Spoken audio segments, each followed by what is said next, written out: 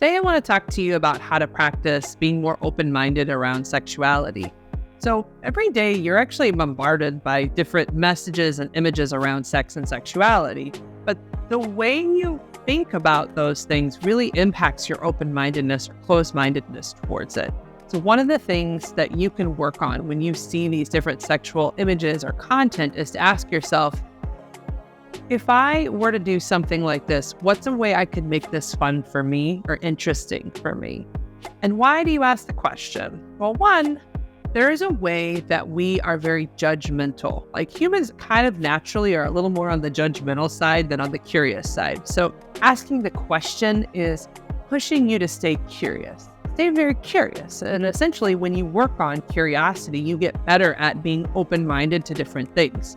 So say you see a couple kissing on TV and you're like, if your first thought is, so annoying, that wouldn't happen. You actually are shutting yourself down to the potential of figuring out, you use the question I just suggested. You ask instead, you stay curious and you look at, is there anything about that if I shifted it a little bit, little something could I do that might make that feel better or might make me actually interested in that? Is there anything about that kiss that I would, how would I want it to look? When would I want it to look? Because it's not just about making an action change. Sometimes it could be a context change. So females, a heavy part of our sexuality is context driven, meaning in this context, I'm open to it, but in this context, I'm not open to it. So even staying very curious around, okay, well, so right now, sitting on the couch, I definitely wouldn't be open to that kind of a kiss. But in what context or situation would I be open to that kind of kiss? Well, maybe it's if we had some low-level kissing like pecks, or maybe if we had been massaging each other, or maybe if we'd had a really good date and we were private and kind of on our couch by ourselves or out on our porch.